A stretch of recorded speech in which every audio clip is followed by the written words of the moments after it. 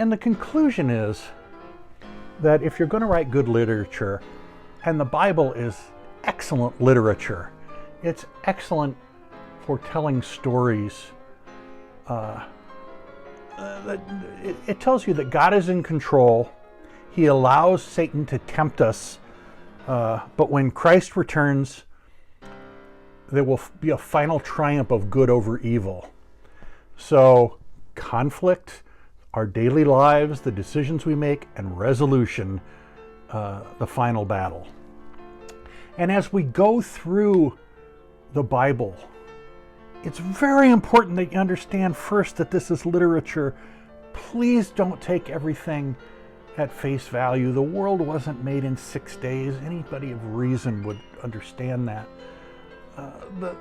Moses, an interesting character, but oh my God, all the way from the slaughter of the innocents, put in a basket on the Nile, becoming Egyptian royalty, becoming a murderer, deciding his life would just be looking over the flocks of his father-in-law, the burning bush, the parting of the Red Sea after the 10 plagues. Moses is what I like to call Super Jew.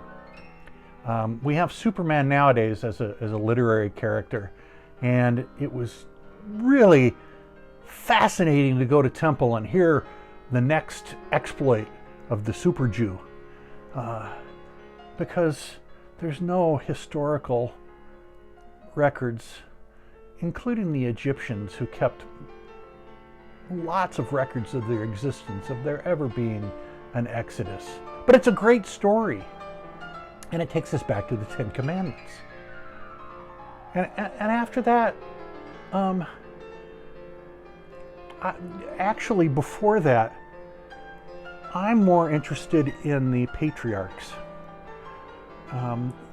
things that happened quietly. Abraham.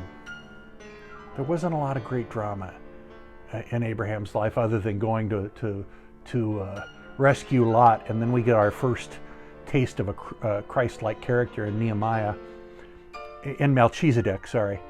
And then the almost murder of Isaac, but no, God says, I was just testing you. And then Isaac has Jacob and Esau, and conflict and resolution, the stairway to heaven, the wrestling match with God.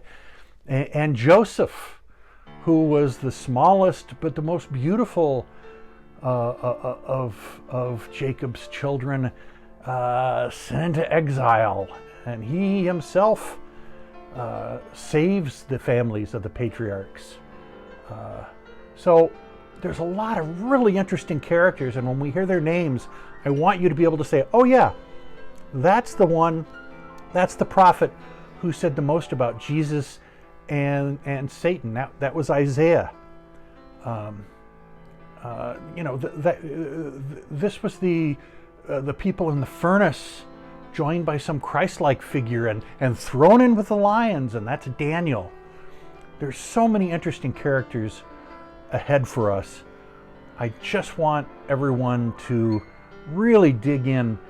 I'm going to save Jesus for the Christmas time, but later this week we're going to talk about Esther, because Esther is a wonderful story. Almost nobody thinks it actually happened, but it gave us Purim, which is the Jewish Thanksgiving, and we have